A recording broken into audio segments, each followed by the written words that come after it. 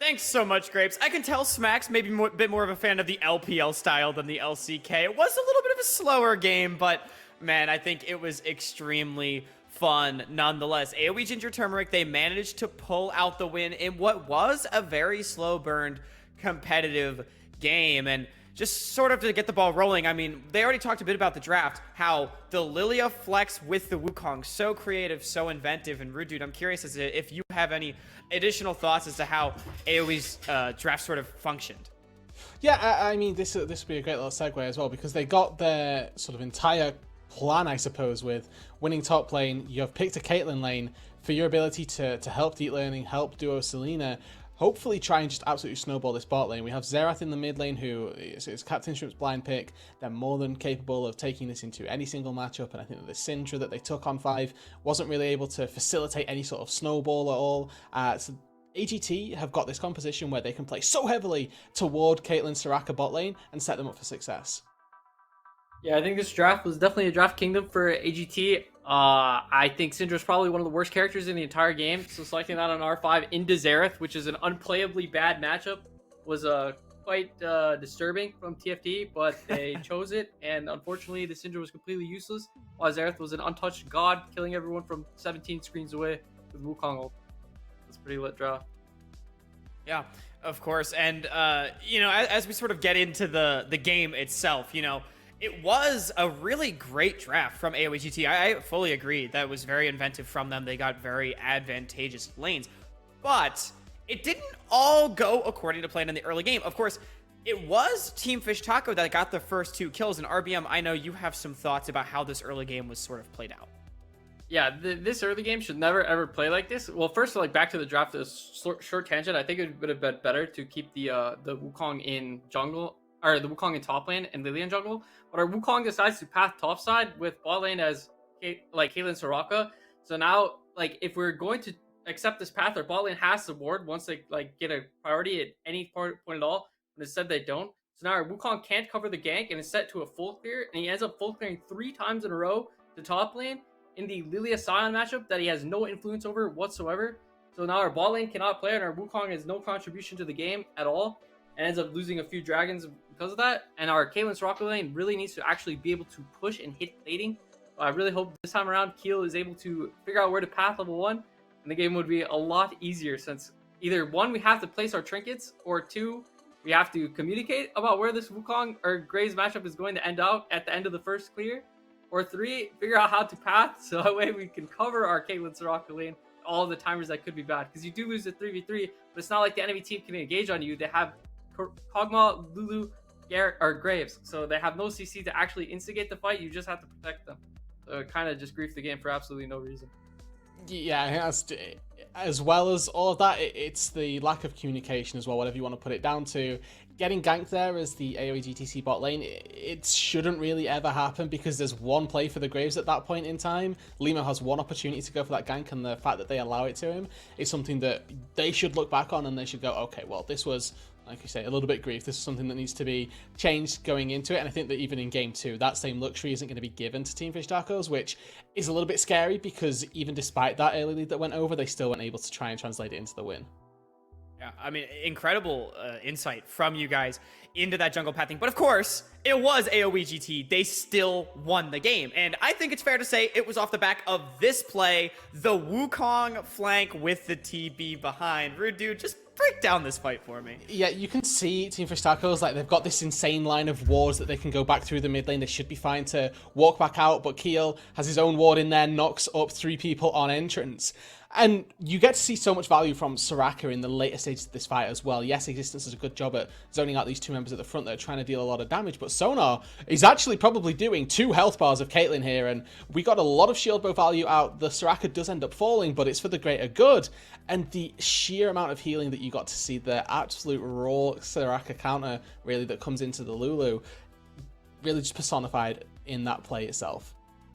Yeah, I described that fight as, like, Keel absolutely smurfed finding the flank and the TP instantaneously, so where our team fight is really split, and he gets the angle to where we get the Kog'Maw fighting the Xerath on top of the Wukong R, so that way he's just landing the ults for free. He has to flash away, and he doesn't have real items purchased yet, because he doesn't have a shield bow, he doesn't have Titanic Hydra, so he has no HP at all, so he gets absolutely one tap. even though through the Lulu shielding, while the Soraka is getting to heal everyone to full, and our Caitlyn has shield bow, so she is able to sustain through the entire fight. So the fight is literally unlosable, and makes you question, how did we end up in this ARAM from TFT? Yeah. And speaking of that final fight, we do have, excuse me, the Soraka sustain, we do have that final fight to show you all as well. And as AOE GT, they end up wrapping a good one. And maybe as we watch this fight, we can also start to look forward into the next game. How does Team Fish Taco need to adjust to make sure that this crazy sustain does not happen again? Rude dude. I think that this initial engage from TFT, insane that they weren't able to find the kill again, right? The insane Soraka prio, but you do just get a really big combo between your Lilia and your Wukong, and flash forward. Watch out, Eep. You got to watch out for a reason. Yes, existence falls, but again, it's for all of this to be a very one-team fight. Going forward, as you alluded to as well, it is just, you think about whether or not we want to let Soraka through, whether or not we want to play a lane that facilitates Soraka being picked up at all, or if you just go for a ban, or you go for something like a Blitzcrank that we were talking about, or that me and RBM I know had sort of thought about as well as the answer to the Lulu in the first place. We want to see that hook champion. We got to get that flash hook prediction. I mean, that's on our bingo card. We'll check back in on that one at the end of the series. But before we toss it over to game number 2, we just got to shout out, we have Existence's catchphrase over here. So either way, we're going back, go to sleep. There it is for the Lilia. Definitely saying that as he runs around the fight. I mean, it was an absolutely beautiful sleep. But either way, we're going to toss back to Grapes and Smacks for game number 2. Thank you very much, Smacks. I did this again. It was the wrong order. I just keep confusing you two. Thank you, Hawk. You're welcome. For the AD segment. Thank you, Smacks, as well, I guess, for just being by my side. Having some good cast alongside you as we are getting into our second match of the first day of OQs.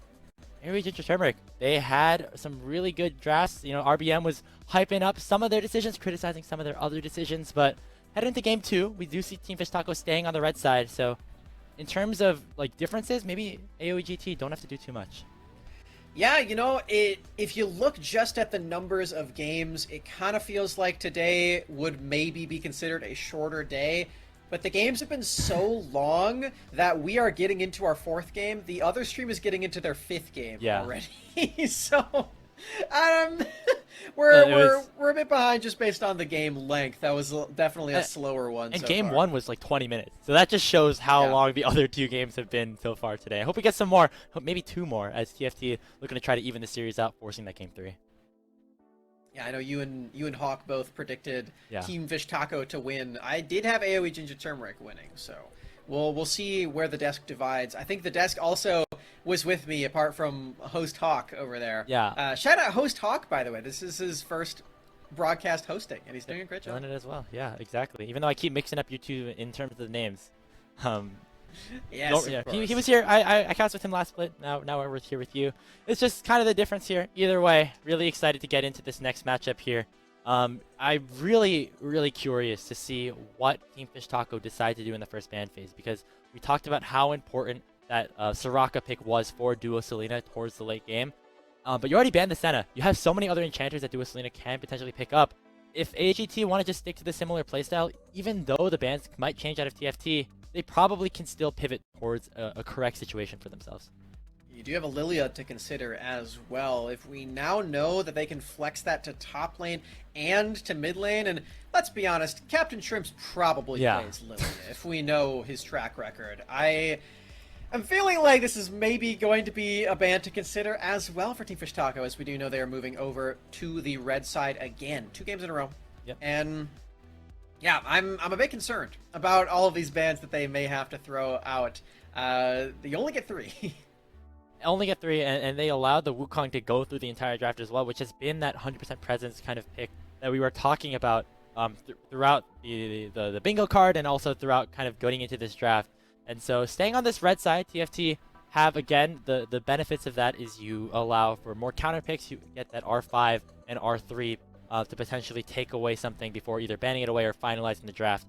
The problem is here, for the side of TFT, they locked in that Syndra on R5 for Toasty Alex, and it didn't really seem to do a whole lot. Yeah, that was the counter pick of choice. I don't think they were really expecting a blind pick Xerath, but against Captain Shrimps, you gotta expect the unexpected, and they did not have a good prepared plan against it. I think Syndra can sometimes work if you attack the Xerath a lot early, but they just didn't do that. They went to attack the bottom lane instead, which also did work, but it left Syndra in such a state where you have all this burst, but no one to hit because you can't actually access the Xerath. He can flash, he can cleanse away, and just hit you with his Arcano Pulse from a million miles away. It just doesn't work. So Yeah. I think that's something to consider for Toasty for sure. That was a really well-rounded team composition that Ginger Turmeric put out there. They had the really strong front line with the Wukong and the Lily, but then you had Shrimps and Deep Learning just hitting you from like way too far away. And even though Sonar on the Kog'Maw is a champion that can get some extra range, does have the Lulu to buff him up, really just wasn't able to do anything. And we saw that in some of the last fights that Ginger Turmeric were able to pull out. Yeah, the team fights just were not hitting for Sonar, which is unfortunate because that comp was really set up for that to work with the Kog'Maw and the Lulu, and they didn't quite have that engaged threat that we wanted to see from them. There was that one Scion ultimate that happened like between the turret and the wall, and then it just got eaten by a Wukong decoy, which is just the saddest outcome imaginable. I felt so bad. I was so excited for that to kind of happen, because I saw the ulti coming. All the members of Ginger Turmeric were hovered around there. I was like, oh, this could be big. This could be big. This could be the turn. But yeah, just hitting the Wukong clone. And then that was kind of what ended the last fight there and ended the game in favor of Area of Effect Ginger Turmeric. On to the draft for game number 2. Again, these two teams are staying on the same side. And for these teams that are very closely matched up in seeding, it means that the drafts will be maybe similar, but for TFT, have to make some adjustments.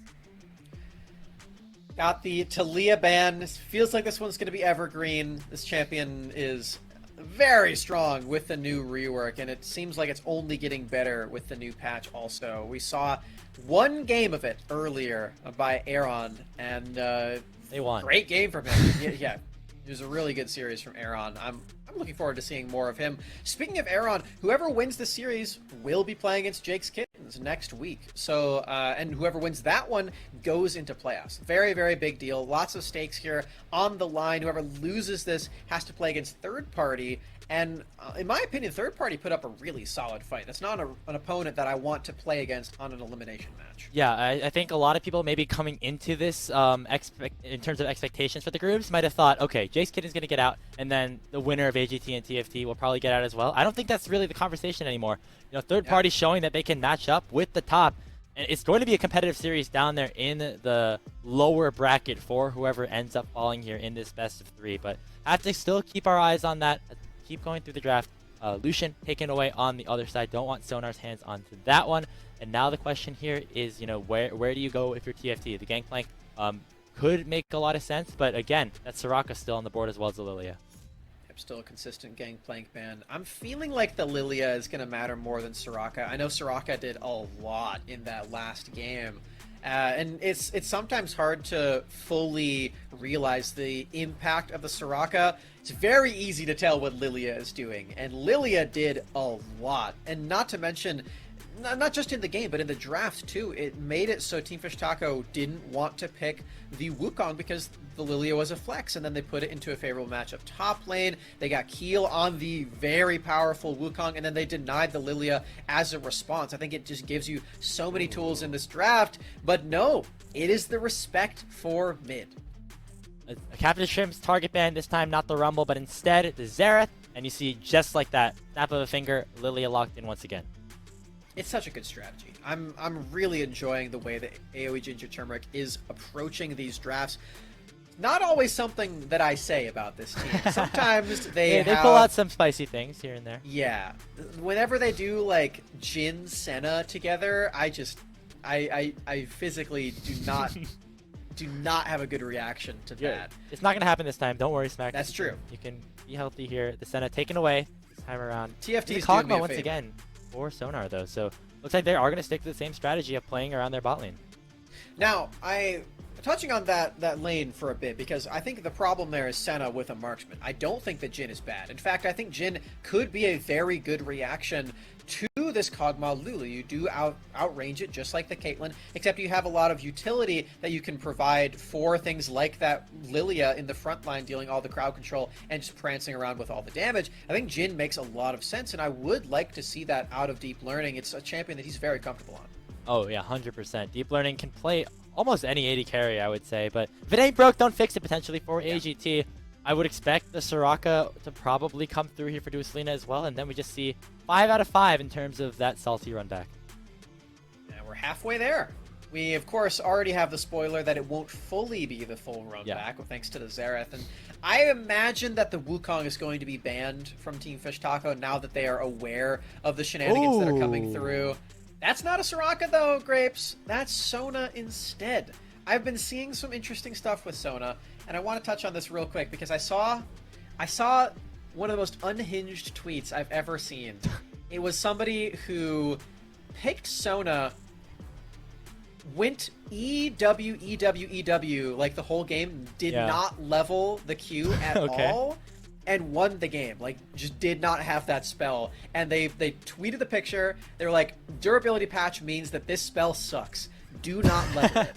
And it was like telling other people to do this. And that is... I don't know if I agree with that. That's an interesting strat. I feel like a large part of Sona's strength is the poke that you can get with the Q. We'll see what they decide to do here. You still will have priority in this lane if you are Area of Effect Ginger Turmeric with the Caitlyn Sona double range composition. Interestingly enough, though, on the other side, TFT not banning the Wukong, instead picking it on this R3. But now we see it that Ginger Turmeric can probably get their pick of the litter of where they want to go, can match this Lilia up against Wukong wherever it ends up going. This reaction makes a lot of sense to me because Alorum is a known Wukong player. He is very skilled at this one. Even though it does have more weight over to the jungle side of things, I feel like that is a possibility for Team Fish Taco to go for from here. And that's likely why they're picking it right now. This likely tells us that, well, we got a bit of a spoiler. My eyes were closed. I didn't see anything.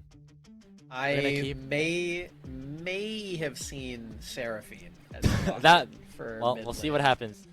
It could be a scrim game. Who knows, right? Don't. Sion locked in here for Team Fish Taco. Alorum going to be getting his hands on a tank. This is confirming that, of course, this Wukong will be headed into the jungle. And now Existence is probably okay with playing the Lilia or getting a counter pick of his own. Going to land up with the set. And we'll see what Captain Shrimps has to blind pick on this B5. Oh my word. Alright, well, Lux is going to be the blind for him. No Xerath available. I wonder if it's going to be a Seraphine, mid? Grapes. Oh, it's Seraphine. That's crazy. Who would have thought? Toasty on the Seraphine. I think this is something that we did see from him on Wildcard Aces a couple of times. That team making it all the way over to Proving Grounds, despite being maybe the sister team to the higher level Wildcard Gaming with a lot more experienced players. But Toasty can play a lot of different things. He's very versatile. That Seraphine, definitely something that he is comfortable on, and it fits well with the TFT composition in terms of really playing around Sonar and making this Kog'Maw really scale and take over the game late game. And this actually does have more sustain built into the kit as well, as opposed to the Lulu that we know is very good at empowering the Kog'Maw. Now you actually can match the healing of something like the Sona, and you can even shield the Seraphine to make sure she heals twice with the powered W. So I like this a lot. This makes a lot of sense. More crowd control to have everyone stunned up, charmed up, knocked up, whatever, for Sonar to deal all this damage. This makes a lot of sense. I think that both of these drafts are very inventive. Again, nobody else in the entire world would blind pick Lux, but we are just so lucky to have Captain Shrimps in our league. It's Captain Shrimps.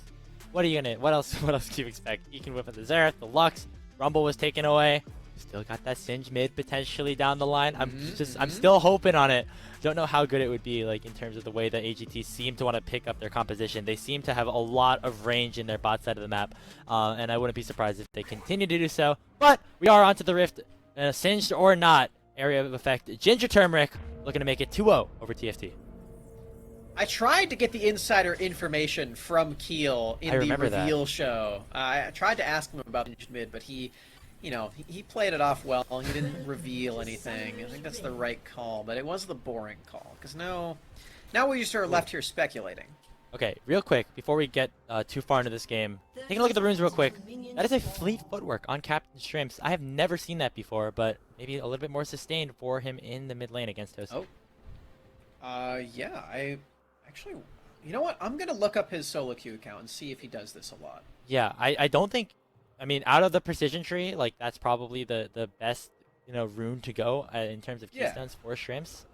Don't know exactly if this is, a mistake. We'll have to check on this. Max is doing the research as we speak. In another slight delay here in this game, but just excited to see this one take off. Hopefully not as slow as the first one. I don't see any Lux on the shrimp captain account at all. So this must be something that he's kept hidden for a while. I am seeing Singed mid though, so we. It is, yeah. He's coming in the match. That's possible.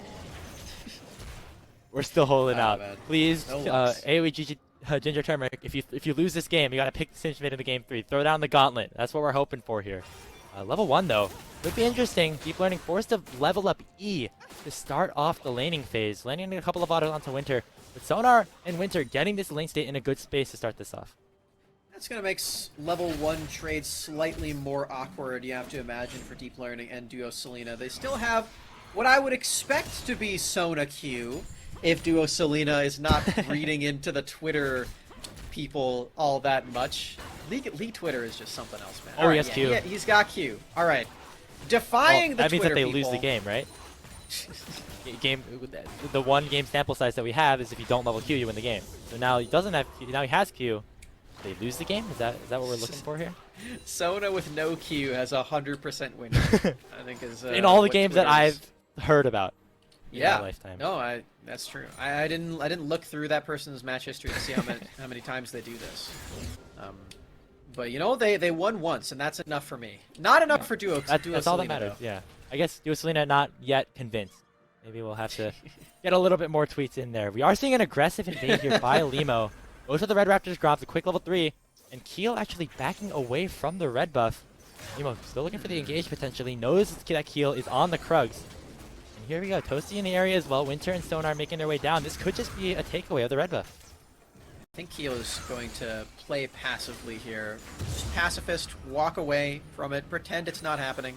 Kill those Krugs, and go find some more camps to take as Limo takes a successful steal away on the red buff, thanks to Sonar Winter getting this early lead. And you have to imagine that part of that is because Deep Learning was forced to level the net early, to not have the means of taking down the wave very quickly and finding the push. Sonar also tanked tower aggro on the first wave for a little bit to put the wave in a better spot for them. Don't know entirely if that was connected to the push kind of being in their favor, but right now, Sonar and Winter doing pretty well, especially considering some of the late substitutions that came around this roster. Sonar not expected to be the starter for TFT. It was Shoryu, unfortunately, unable to compete today. And right now, they're looking like they're making it work. Yeah, I would agree. At least early right now, as Limo is going to be pathing away from them at this time. Also doing the same thing, going for the double Krug camp. And we'll meet the Monkey King very, very shortly. Let's find out what's going on here. Limo's 3, actually, so the XP advantage definitely favored the Lilian, doing a whole lot of damage. The Eve comes through as well, and now Keel has a Conqueror proc. He can continue to chase him down. Limo almost in danger there, but will be able to get under tower safely. Limo did get what he wanted, is the camp. Not the smite, That's what he was looking for, and doesn't really need 100% HP to take these camps, as long as it's not 0. He can go and fight the wolves. We'll go for the back anyway. It doesn't look like all too much was lost there, except for maybe a couple of baby chickens that were potentially stolen away by Keel. Either way, all things considered, it's 1 camp stolen by Keel, 1 camp stolen by Limo. Sure, the red buff might be a little bit more valuable, but Limo going to be able to pick up that crucial Sheen will allow him to clear the jungle a whole lot faster off his first back. We talked about the Sheen first back in the last series as well, when we saw Munchie wasn't able to do that on Viego. This is a very, very big deal, and you can actually you can fight people very early on Wukong too. That's where a lot of his damage comes from, that Sheen. So we'll keep seeing if Limo can actually do anything with this in terms of champion combat. The ganks haven't quite landed yet, and so far his lanes are kind of struggling in terms of the CS department. yeah, up top side, winning matchup for Existence. Down bot side, winning matchup here for Deep Learning. Mid lane, questionable just because Hosty is on an Enchanter. And right now the CS lead all in favor of Ginger Turmeric. We'll see if it matters here as Limo and Winter are starting up this Infernal Dragon. We do see pressure here by Toasty in the mid lane as Captain Shrimps went for the back, and because of that, TFT will secure their first Drake of the game. Taking the time to clear out that ward just to make sure that AOE does not see the Drake and can't go for any sort of crazy smites with Keel. And yeah, that's going to be the first Drake of the game. Team Fish Taco, this is the second game in a row where they have a lot of priority on this Drake, taking it in the first minute that it is alive. In the previous one, that meant that they weren't fully ready to take away the Rift Herald as it spawned, leaving them in a bit of a wacky gold state where they didn't do anything for 20 minutes. And we're Grapes, trending towards that again. I feel yeah, like. we're in that direction more than not. I'm not surprised. These are two teams that love team fighting. Just look at the players on their team, look at the champions that they're playing and piloting. Of course, the history in terms of their previous matchup. I wouldn't be surprised if we're in for another set of long conversations about tangential things like build paths and what we had for dinner today and the like. Speaking of dinner, for Team Fish Taco, do you think that they have the same Taco Tuesday buff? So I was thinking about this, right? Because obviously Taco Tuesday, the whole thing with Last Split and Taco Gaming on a Tuesday, but I believe Deserex pointed out that it could be instead Fish Taco Friday for TFT. Oh. Now this is confusing as well because TFT, Team Fish Taco, they still start with a T, so it could still be Team Fish Taco Tuesday, but Fish Taco Friday also makes sense. Now obviously in the amateur circuit, we don't play games on Friday, so we'll have to wait until tomorrow, or maybe not even tomorrow, because I don't think TFT is playing on a Tuesday until maybe like the playoffs. Oh, yeah. The other Taco team is playing on Tuesday. Yes, they are. So that will be the test right here. Meanwhile, topside fight going on. Alorm and Existence trading the ultis. Flash away from Alorm. Existence gonna fight right back. Oh, no! Iron Spike Whip barely misses out, and Alorm survives. Well, that was fun. Let's see what we can do with it. Limo is here first on the jungle. The armor is shredded thanks to the shout. Can Limo... No. Okay. Just unlocks the ulti there. If he had the Cyclone, I think that could have been a much easier chance to kind of go there. Yep. Thank you, Hyper. That is the durability patch here. I'm sure Alorm is just very happy with the new... That's 100% right. He would have died. That's a fact. I think it works with Alorm's playstyle as well, just being this weak side, soaking up so much damage. He's able to survive things like dives, all-ins. Overall for TFT, definitely a potential win con opening up here for them off of this 12.10B patch here for themselves. Meanwhile though, gonna take a look towards bottom. Sonar maybe not as durable as Alorm just yet, and Limo in the area as well. Gonna go for this play, is spotted under vision. Yeah, thank you, Hyper. 1210 was nicknamed the durability patch. That's kind of what's going on here. Well, now we're explaining the joke. You know those Twitter accounts where it's Have you seen Captain Wolverine Spock explained? Oh my! Yes. Have you seen that That one? is one of the funniest Twitter accounts I have ever seen. Whoever runs that account, if you're watching this stream somehow, we really appreciate you. We're here fans. on the Academy project. We're Wolverine explained fans for sure.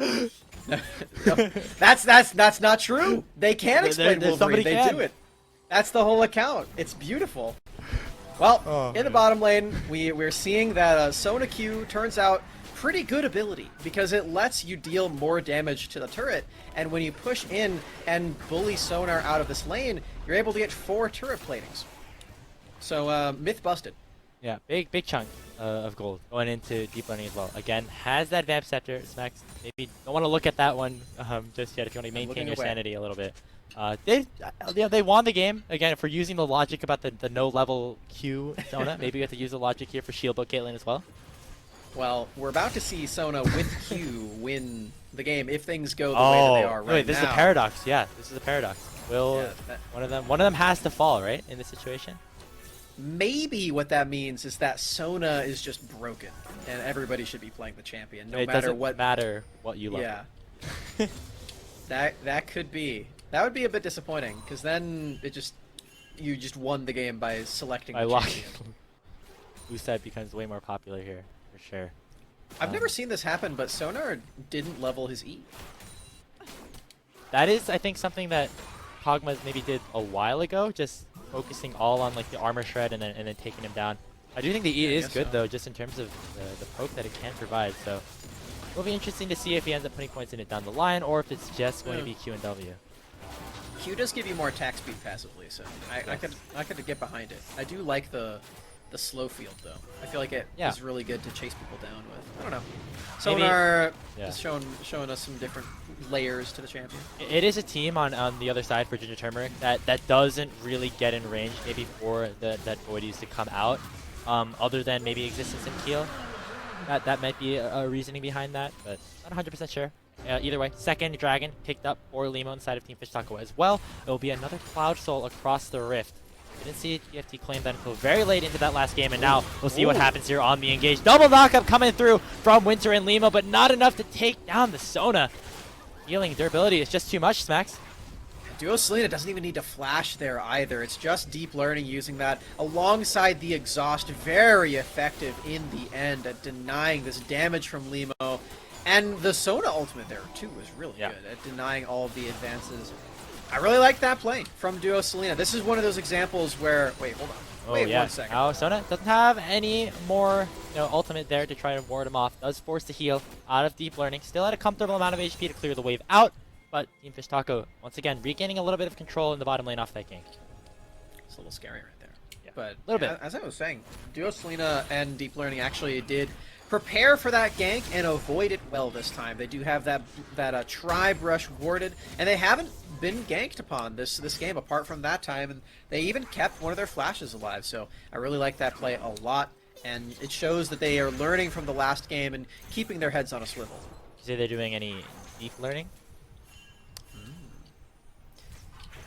I don't have any other puns. 12.5 minutes into the game. 2,000 gold lead actually opening up for Ginger Turmeric at this point, just due to all of the lanes that have kind of gotten ahead in terms of turret plates, in terms of getting the CS advantages here. We do see actually though, Alorm and Toasty are the highest in terms of gold at the moment, but in the bot lane and the mid lane here for Ginger Turmeric, kind of making the gold stack a little bit more onto their side. All right, I thought of another one. They didn't just keel over and die. Not yet, because they're still in the game. They're still existing. No. This is supposed to be my job, Smash. I'm supposed to do the puns. I'm the big shouty man. You're just doing everything better than me right now. You gave me some time to think, and that's very dangerous. That is what the color does better, I guess. Is that true? Am I better at thinking? Is that where we're going with this? Oh. Okay, well, we'll see how much thinking TFT have to do here. Final spark comes through. Winter very low, forced to pop the wild growth onto himself. First blood at 13.5 minutes, finally secured by Keel. We have a kill, everybody! We did it. It's happening! Made it. I really like that the Wukong decoy blocked the Caitlyn ultimate there. That was amazing. Unfortunately, Winter's wasn't still enough. Dead. Yeah. Ooh, I didn't hear about existence. I don't know if you do much damage to Alorm right now. It's he's got a frozen heart. First turret taken down in the bottom lane. All 5 plates, I believe, were secured there by Deep Learning and Duo Selena. Take a look at this again. Really nice engage by Keel. And then after that, Winter was just not long for this world. I love the Lux ultimate. Really bolstering all of this damage. And Keel's just running him down. There's nowhere for a little old Lulu to go. You know what? You know why? Doesn't have the pool party skin. It has the Winter skin. Yeah, you're right. And there's no pool party set either. Pool party Seraphine isn't out yet. So we can't blame Toasty. It is. His name is Winter. You can't blame him too much for not being a fan of the summer split. Actually, yeah, for the pool party. Right. He is wearing the Winter Lulu. Yeah, so I do respect that, but not gonna. Is there pool party Caitlyn? Does I don't Deep Learning remember. have pool party Kate? We gotta take a look. I'm not 100% sure. Oh, we'll discover this. We'll just look at the Winter skin instead. No, that's Battle Academia. Yeah, it's okay. Okay, they're still ahead. They're still 3k gold up. 15 minutes into this game, and now as soon as you take the tower down bottom, Duo Selena and Deep Learning, they're just back towards this top side, looking to continue to push these lanes out. Sonar only at that first completed item in the Rage Blade, so not a whole lot of damage just yet. Rift Herald started up here by Ginger Turmeric, but now Lima wants to go in on to Duo Selena, getting chunked out pretty big, but a massive ultimate coming out from them as well. That is so much damage, so much crowd control, and there goes Winter gonna fall as well. Toasty Alex comes late to the fight and is unable to do anything to take anybody on Ginger Turmeric down. Man, that was such a nice line set up there from AOE Ginger Turmeric. I don't think Team Fish Taco were expecting this, but the Lux just did so much, and now, oh, there's just nowhere to go. Look at all the zone threat from Captain Shrimps. They're stuck. What a miracle. Beautiful double bind coming out here by Captain Shrimps. The damage is here. There comes the charm, but it's not enough. 2 straight kills into the hands of Kill, and Alorum cannot run fast enough to take anybody down. He was really close, though. That was really nice, almost from Alorum, but it's a clean sweep still for AOE Ginger Turmeric. That was a clean ace. 5-0 off of that one fight. It actually was. Wow. Big stuff coming out from Area Effect Ginger Turmeric right there. They get the Rift Herald. We finally have kills. Yeah, finally have some kills. Unfortunately, Team Fish Taco doesn't have a lot of kills right now. They are, however, looking to try to take this third Drake. It is up right now, Existence in the area. The resets did come through here by AoE, so they are a little bit mistimed in terms of getting onto the objective at the right moment. Existence going to try to go for the engage. Nice polymorph coming out from Winter, and it will just be Sonar being the sacrificial Kog'Maw to get the soul point over to TFT. Not the little B-boy. Oh, it's a disaster. Team Fish Taco. They have their third Drake in a row, but Grapes, you gotta feel for them at some point. 2 Cloud Souls in a row. Yeah. This playstyle just does not work for Rolling Cloud. The drag stacking. That's a 1 in 25. One in 25. That is 4% chance. Oh, Limo. Okay. Deep breaths here, Snipes. Deep breaths. The range from Ginger Turmeric is there, but not enough. I still can't get over the fact that it's a 1 in 25. The TFT's this unlucky. This is. They didn't roll very well. They low No, rolled. they did not. This is a natural 1. This is lower odds than getting a natural 1. Wow. Yeah. So let's see if they can try to turn things around. Sonar is going to get hit up by the root. Captain Shrimps does so much damage on this Lux, chunking down Sonar to half HP with the turret at about the same. 17 minutes into this game, we keep talking about how it's slow, but after that big fight, AoE Ginger Turmeric looks so much in control.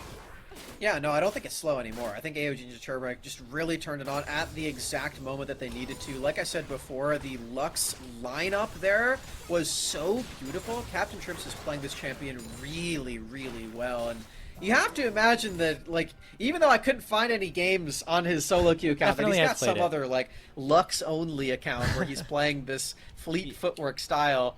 You also know that it's not wrong runes, because he didn't do this on Xerath.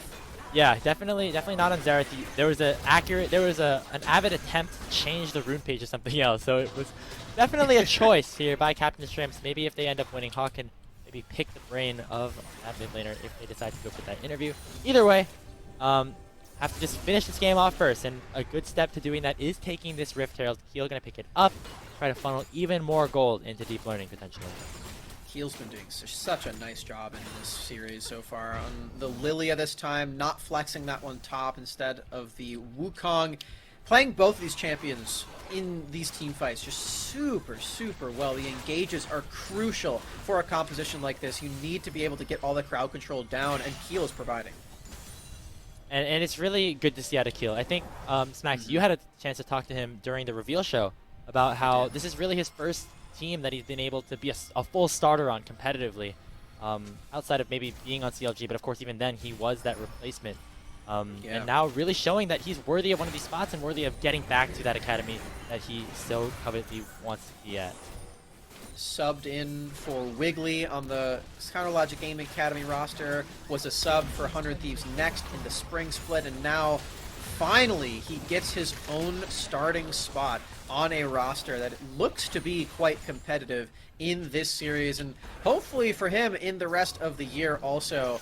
A win in the first round does a lot to convince everybody that you are in that top 10 for amateur, and that's where you need to be by the end of the split if you want to get into proving grounds. That's what all of these teams are vying for. They're already in that top 16. They already did get access to this tournament and Champions Queue. From here, it's about the prize, it's about getting into proving grounds, and it's about showing that you are competitive in your role to get up to that next level if that's what you're shooting for. Yeah, and you know for Shrimps and Keel, they're dying to try to go back there. Actually, Keel missing out on Proving Grounds with his time on CLG Academy last year. Yeah. Didn't end up actually making that main event, so definitely wants to try to change that, and they're in a good spot to do so here. There comes this World Seed. We'll land on to 2.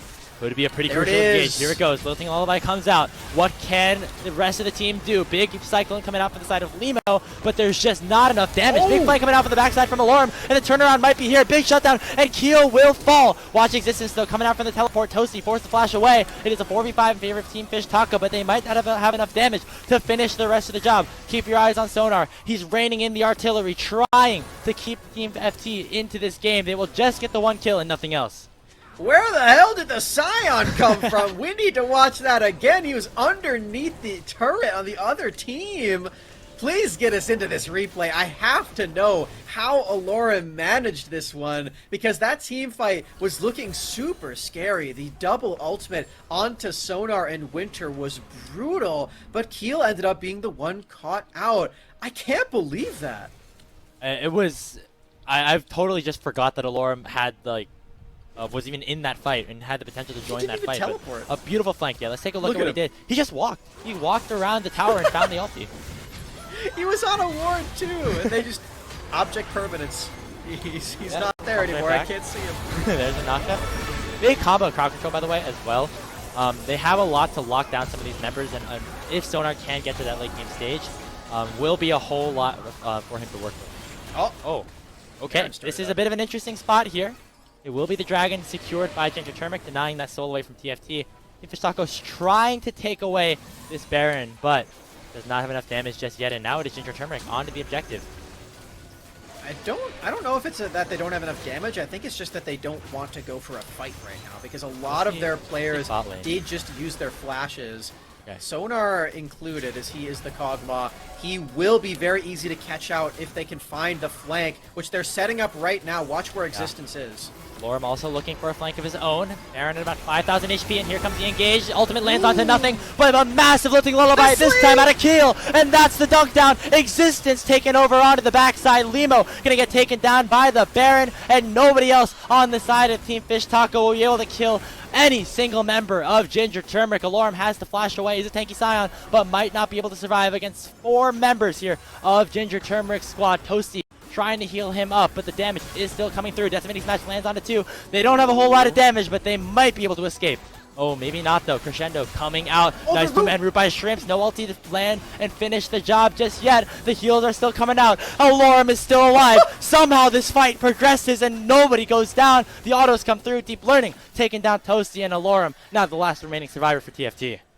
I can't believe the Keel found the engage. Wait, duo Selena. He's still in the fight. Alorum just so unstoppable. Okay, nobody else on maybe TFT doesn't have a whole lot of damage. Alorum takes a lot of damage. Yes, he does. Keel did the most damage on his team while he died first. That's how good his sleep was in that last engage. Brutal stuff. Landing onto 4 members.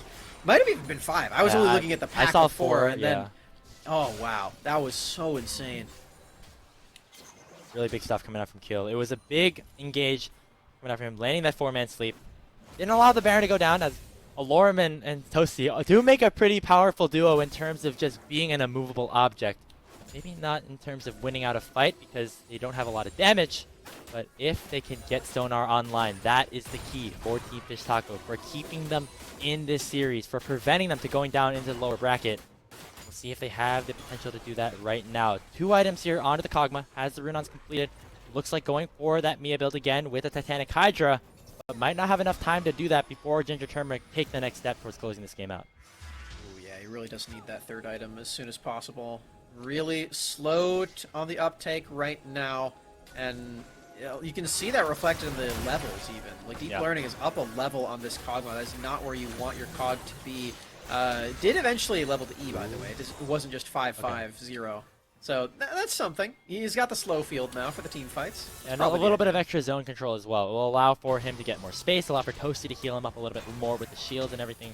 And maybe let Alorum and Limo get a little bit better engages here on this front side. But Baron started up by Ginger Turmeric, taking down pretty low pretty quickly at about half HP already. Limo has the smite and has the dash to try to get into the pit. Will they go for the 50-50? Alorum fighting existence onto the backside.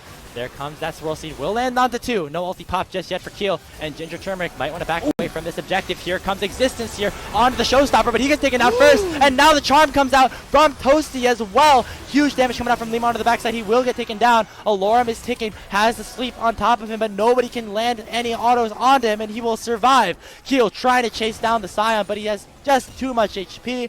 Team Fish Taco stay alive. They go 1 for 1. It's just that 1 for 1, but Limo's the one who dies, which means the AoE might just go right back to the Baron. Captain Shrimps here to stall the minion wave and clear that one out. But the rest of the team are hitting this Baron. They are in vision. They have the Kog'Maw ultimate. Can they actually take this one down, or will Alorum find the flank again? They find themselves back grouped up. Alorum doesn't have the ulti just yet. Nobody get into the pit. Watch Sonar laning in so many auto attacks, but the heals are just too much for now. Teleport coming in from existence, and it will now be a 5v4 in favor of AoE Ginger Turmeric. Baron taking low and will be taken down, and that's the objective after the long dance. That was so hard to get right there for AoE Ginger Turmeric. If they were not careful, Keel could have been taken down by all of the range of the Kog'Maw. He was tanking that Baron for so long, but in the end, they finally do get it right. Limo's not there. It's a clean secure for Keel, who again is saving this team right now. And here comes the Drake Soul at this point. Oh man, 5 seconds until it spawns. We see another slight delay here on the screen, but the tensions just could not be higher here, Smacks. This will be, again, the soul for Team Fish Taco if they can pick it up. We took a look at some of the summoner spells that were up. A lot is available and a lot is not. It's actually really important. I believe Sonar's flash was still up and the Kog'Maw. And again, that's his only escape tool. It's his only movement tool of any kind. Kog'Maw's really just a ballista that you usher around with the Lulu. Lulu's like pushing the cart for Kog'Maw to move around. And if you have flash, it's a lot easier to actually survive in those team fights. I didn't quite check and see if he was able to pick up that third item for Kog'Maw. A lot of extra damage comes through when you get the Titanic Hydra, and most importantly, a lot of HP, so that if you are in the middle of that team fight, you can sometimes stay alive a bit longer. Yeah, frankly, I don't even know if he ended up going for the reset after all of that. There was just so much action going back and forth, with the Baron going down, the fight winning, going 1 for 1, and then AOE GTC went back onto the Baron, the fight reopened up. I don't remember exactly if the back ended up coming through, if that third item came through, because if it does, that's such a crucial tool around this soul. It really is. Again, though, Grapes, the bad news is that it's Cloud Soul. So Cloud Soul, I think, I think it works a little bit better this time around. Just because you have on the side of Team Fish Taco, instead of the Graves with the collateral damage where you're ulting out and so you don't need the movement speed, you now have the Wukong who wants to ult and then kind of get into the back line. So maybe helps out a little bit more in that regard, helping out the engage a little bit more. We'll see what happens right now as we are back to live. Dragon spawning in 5 seconds. It will be the Cloud Soul for TFT if they're able to pick it up. But area of effect, Ginger Turmeric is in the area. TFT's in the pit first, but watch the showstopper. So much damage to Facebreaker as well. And Sonar is all still onto the backside untouched. And the damage will come through. Toasty picking up the first onto Keel. Now in a 4v5, Sonar forced to run away. Here comes Limo, 4-man Cyclone, but nobody is able to try and follow up onto the damage. It is a 4v4. Dragon will go over to AGT. Crucially there, Team Fish Taco are able to kill Keel. I think if they don't, they just might lose the game because you can see how low they are. Captain Shrimps might be capitalizing on that right now. Existence trying to finish him off. Facebreaker does not connect, and so the Scion will escape. 2 dragons now into the hands of AGT. They still hold about a 7,000 gold lead. And even though this game still feels like we're moving pretty slow, Smacks, the tensions just keep building and building. And TFT, they have to do something to turn this game around very, very quickly. Again, this is only their first game in the group stage. This is not on elimination. This is not to get into the playoffs quite yet. You have to win 2 series, but winning that first one is the first step, of course. Yeah. So both these teams really do want to make sure they don't have to deal with that, and even more importantly, they want to make sure they don't have to deal with third party, who look really good. Yeah, just playing one less series to potentially make your way into the quarterfinals definitely is comfortable. And again, in the situation where a third party, as the lower seed ends up falling to the loser of this, you're gonna have to play this team again. If you want to make it into the next stage. And so for the side of Team Fish Taco, they have the strategy. They're trying to play for late, but Ginger Turmeric seem to be doing the same and seem to be doing it better. They really are. They've got all this damage that Captain Shrimps keeps providing to the team. It's really crazy how he's able to do all of this on just looks. Like this is the champion that you learn how to play in like the tutorial of the game, and then like sometimes play in ARAMs. But here he is at the top of North American amateur play, pulling it out for an elimination, or not an elimination game, a qualification game for the upper finals, and it's working. He's doing the most damage on his team. He has 100% kill participation, and as you said, 20 Medjay stacks. Like, this is crazy. Definitely hurts, and still fits the similar role as that Xerath in the last game, in terms of just doing so much damage from a million miles away. Limo gonna get knocked up here by the face breaker, as the siege will continue with the Baron buff still intact for AGT. I believe at this point, there is no longer the buff in their hands, and so instead, just going to back away, go for the resets, take away a couple of camps, and look to maybe fight a little bit later. No inhibitors taken down quite yet for AOE Ginger Turmeric, which means this game will likely be longer than the last one, but not less kills, which is nice. There's a lot of action still happening, and there's a lot of tension still here too, because we can see glimpses of Team Fish Taco actually able to take some of these team fights and some of these wins also. I think Sonar is just a little bit of gold away from that third item on Kog'Maw, which again is so crucial for these fights, and maybe once he gets there, we can start seeing these really big explosions. Big damage on the Toasty. We'll be able to heal that up rather decently, as now the siege turns to the mid inner turret. But as I say that, the rest of AGT are instead working their way down bot, where Existence have built up this little split push of his own. Nice wave crashing in. Big inner turret gold going into the hands of AGT once again.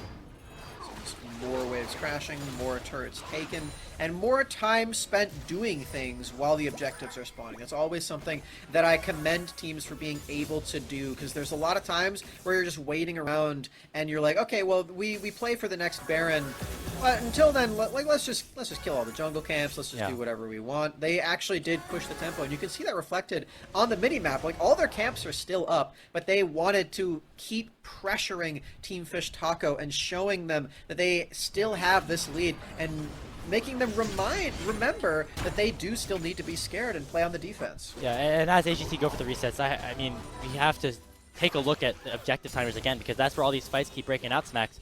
Baron and potential Dragon Soul up at the same time here for both of these teams. It sets up a situation where if you are Team Fish Taco, where you are pretty behind in this game, maybe go for a 50-50. We'll see what happens though, as it looks like the fights might continue to start breaking out. They're both inching closer and closer to trying to go for the engage. At this point, I think, like, Baron's obviously the objective that both teams want to go for, but I think for Team Fish Taco, if they can get the Cloud Soul and actually, like, stall out for 5 minutes, maybe that's the way they come back, because then they could have Elder. I think that matters way more than getting a Cloud Soul, so perhaps that's what they're looking to do, and if that's the case, then they really do want to make sure that AoE don't get that. Existence gets polymorphed. Existence is unable to get an ultimate onto a crucial target, and will get locked down here by the side of Alorum and Limo, taking a big chunk of damage. Limo forced to pop the stopwatch. He will likely be able to fall rather shortly, but not just yet. He's able to escape. Big shielding coming out from Toasty and from Winter to keep the main carries of TFT alive. 32 minutes into this game, nobody dying in the fight. Dragon and Baron both spawning.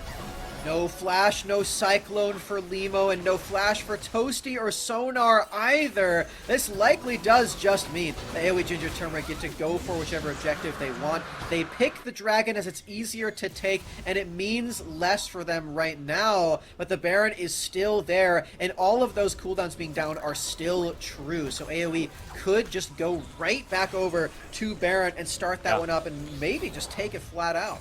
The resets came through by both Sonar and Winter. Sure, now Sonar has a Titanic Hydra, but Area of Effect Ginger Turmeric, they're starting up the Baron. It's going down quick. They have a lot of members onto the objective. It's a 4k HP at this point. Limo has the smite. Can he get into the pit? Can he do the miracle? Can he get the steal? The answer is no. Goes down, and Keel will pick up the objective as well. Now Existence tried to tank up onto the front line. Big two-man charm landing, but the sleep is too big. Toasty gets sent right back into the death realm as Deep Learning picks up another kill. Now 3v5 in favor of AGT. Winter having to get away. Has the wild growth. Doesn't want to use it onto himself just yet. Finally, be forced to be able to, and he will fall regardless. Only Sonar and Alarm survive, and this might be it. Area of Effect Ginger Turmeric looking to push down mid lane and go to up 2-0. The Baron had 80 HP, and that's all it needed for Team Fish Taco to not be able to smite that one away, not be able to save their game and their series. They will find themselves in the lower bracket.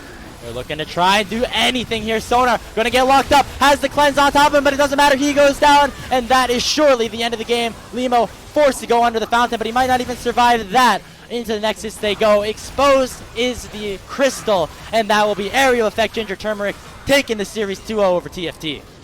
GG's AOE Ginger Turmeric. They make them slow. They make us work for it on the broadcast to finally get to the end of the game. But it was still a 2-0 regardless, and it felt like it was in their grasp for a good chunk of that one, especially Game 2. Game 2 was all theirs. Yeah, it really looked like they had firm control. Despite how long the game ended up going, they were able to, push the tempo, go for the objectives that they wanted, find the fights that they wanted. I think the Lilia pick for both Existence and Keel was so crucial in terms of finding those fights throughout the series. And for Team Fish Taco, they stayed alive. They worked to try to stack the Drakes. It just didn't end up working in their favor. Now going down with a date with third party. Good stuff from AoE. Good stuff from Keel, too. I'm just so proud of him. We got that heartfelt story from him. He hasn't had a roster that felt all of his own. This one really does feel like that opportunity for him, winning this game and being the main catalyst for it also. That's got to feel really good. Captain Shrimps as well, providing us with amazing damage and huge moments on both Xerath and Lux. The artillery is here, and he's showing us that he's not just that melee player. Yeah, definitely not. The Singed, unfortunately, didn't come out, but I think weird picks for the bingo card. Lux, Fleet Footwork. I would say that kind of lies in the realm of a weird pickup here. Fill the bingo card here. I don't know if this is entirely filled out just yet, but if it is, unfortunately, the desk was not able to successfully get a 5 in a row. I think Prismo roamed top. I think that that middle one in the second row was one of them, but I don't think that's the thing. Yeah, it's like it roaming top. The bot lane's already there. Either way. Oh yeah, I guess you're right. No, it's a bit of a technicality there, huh? I don't know. Yeah, we'll see what Hyper and the rest of the desk decide to do. We're gonna send it back over to the desk to break things down, but that has been all for us here on the caster desk. Apologies. Quick break, then interview with Hawk and one of the members of Area Effect Ginger Turmeric. We'll see you in a bit. Good night. And welcome back. I, of course, am joined by the victorious mid laner, Captain Shrimps. How are you feeling after that win? Feeling pretty good. How are you doing?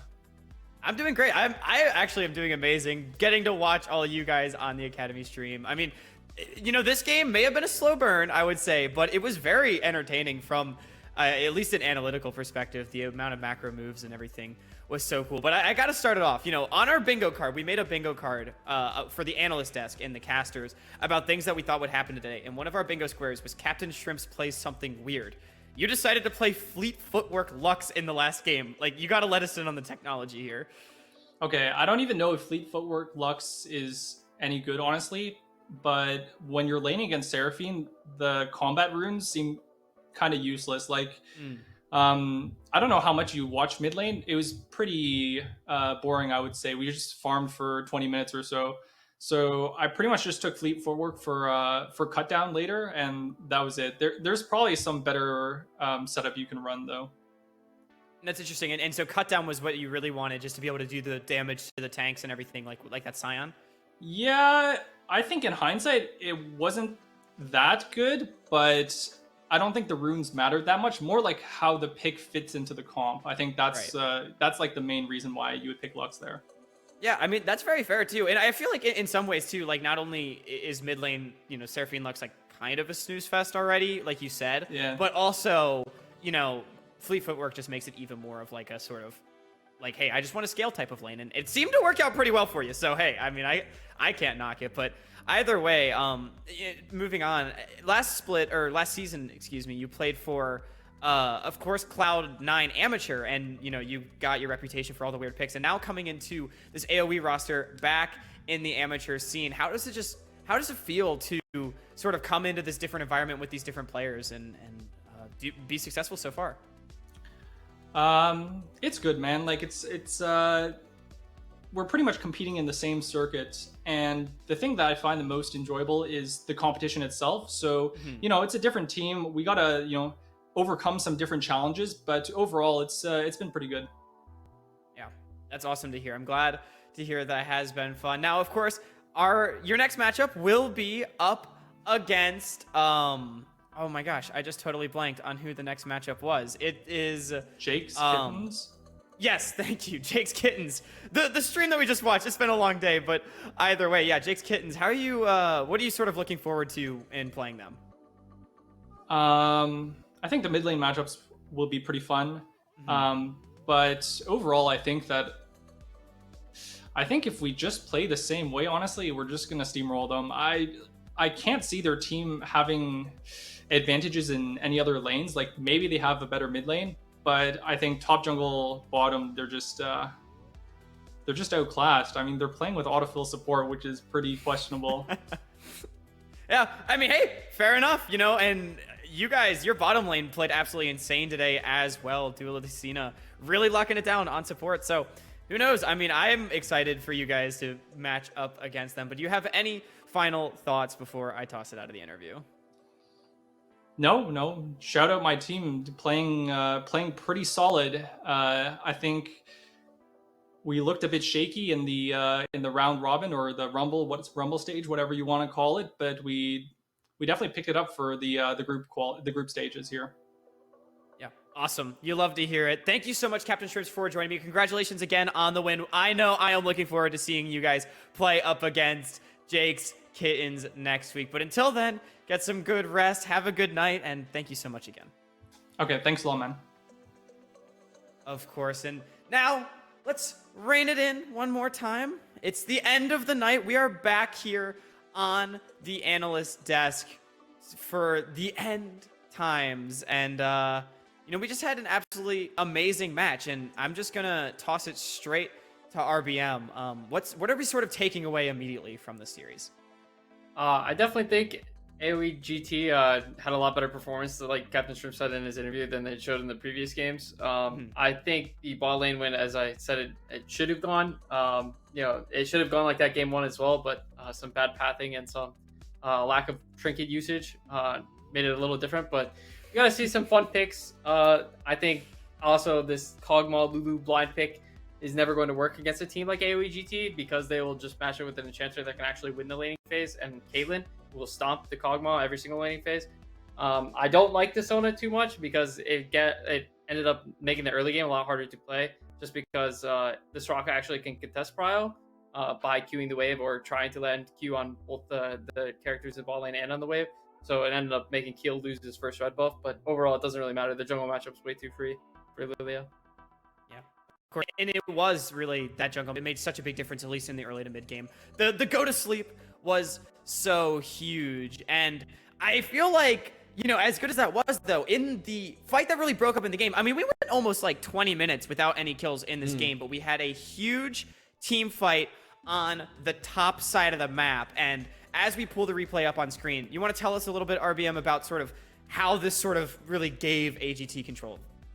Yeah, so like we were talking about, nothing really happened for the entirety of the early game, which was really terrible for Wukong in this matchup specifically, because he's going to get out-farmed the entire game since the champion can't actually kill the camps as nearly as fast as Lilia. And Lilia actually managed to switch back into topside after the red buff loss and got really far ahead. So TFT kind of is forced to make a play at some point because, you know, the Wukong can't really play the game, like clearing the camps, and this is where the game plus open with a massive wombo combo. Duoslina and Keela and Captain Shrimps absolutely one-shotting everyone, and an overcommit from Alorum CP ending up getting everyone aced, and there's really no counterplay. They're just super pressured to actually make something happen, and I was really actually surprised with Captain Shrimp's Lux actually being useful this game. I think this champion is usually pretty horrid, but he actually smurfs super hard in a lot of these fights, landing the ultis on top of the crowd control from the Lilia in the set, and sometimes the Sona ult as well, which allowed them to, you know, make Lux a useful character, and this fight pretty much sealed the entire game since there's no coming back from this once you get ace 5-0 in topside fight when you're going to get outscaled by the Sona. So.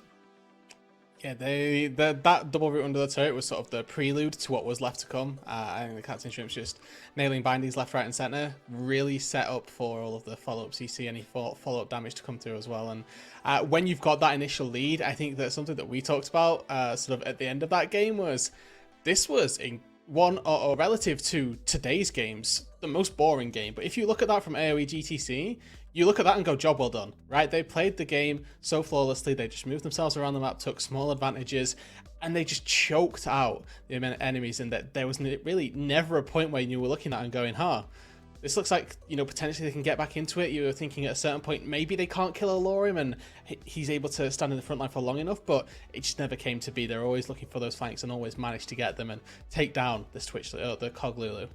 Well, and it is kind of funny too, because I feel like we came into this this series expecting a few fireworks. You know, we were saying that AOE Ginger Turmeric, there are a lot of mechanically skilled, carry-oriented players. Are they going to have that sort of coordination required to maybe play a slower game? And I think if you are an AOE Ginger Turmeric fan, this was a very reassuring series. Captain Shrimps mentioned how he felt better about their level of play. RBM, you mentioned it as well. And I think that really showed where, yeah, it was boring, it was slower, but it was extremely methodical and well coordinated from this team. And so I think that's a very promising look for them. And it all culminated, of course, in the final fight of the series. Dude, go ahead and break this one down for us as we pull it up.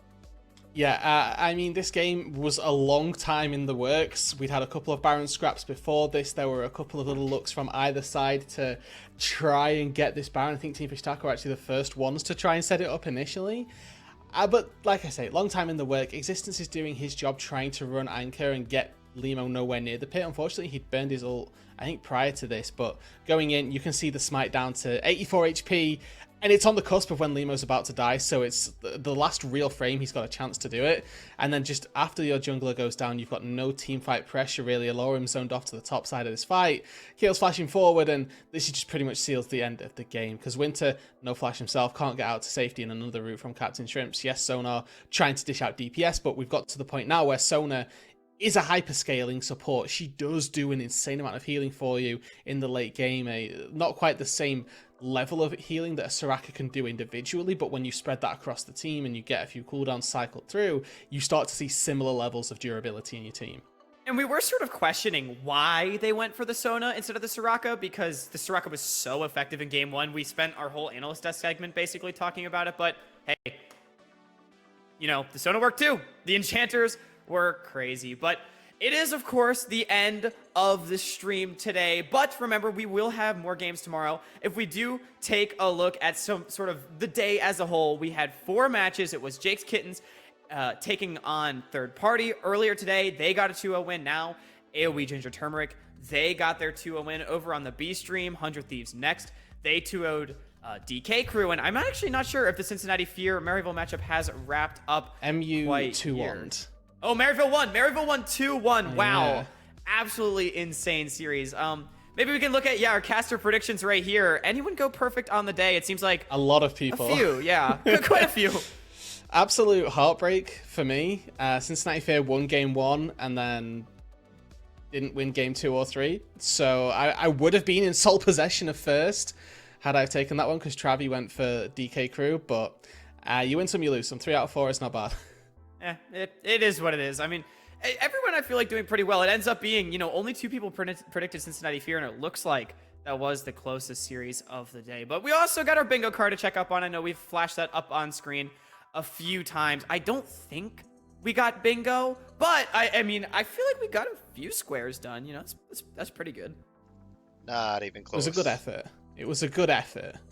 If we'd had some better RNG on the allocation, we certainly could have got it. How many is there? How many is there in total? 3, 9, 11? 11 out of 25? That's pretty good. I mean, fun fact, I have never won a game of bingo. Like real bingo, the one that like old people play. I have never. Has anyone ever played a game of bingo? I have. Yeah. Oh. I've never won, but I've played. Okay. What it is. RBM, have you played bingo? Yeah, but I mean, a lot of those squares on that board were never hitting. Like messages, solo kills, Rayoma, AOE GT 10k gold at 20 minutes, a game 3 in either of these series.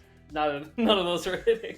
So. Yeah, well, wait, you got to do some like outlandish ones, right? Some that are maybe less likely, but that makes it more fun when they do hit. Maybe we can keep the card going for tomorrow, replace some of the squares with more team-oriented selections. But if we do take a look at tomorrow, we can see the teams that will be playing up against each other. We got some more great matches. I do believe here on the Academy stream, we are going to be covering group.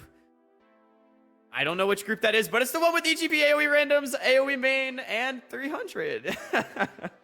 Exciting times, though, all the same, right? This is a team that I think has got 2 contenders for easily top 6 amateur, potentially semifinals in this tournament in EGP and Taco Gaming. I don't think that's an unpopular opinion.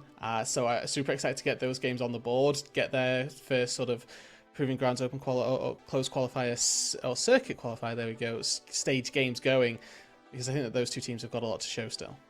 Yeah, and it is, of course, left side of the bracket. Thank you for correcting me there, Rude Dude. I agree.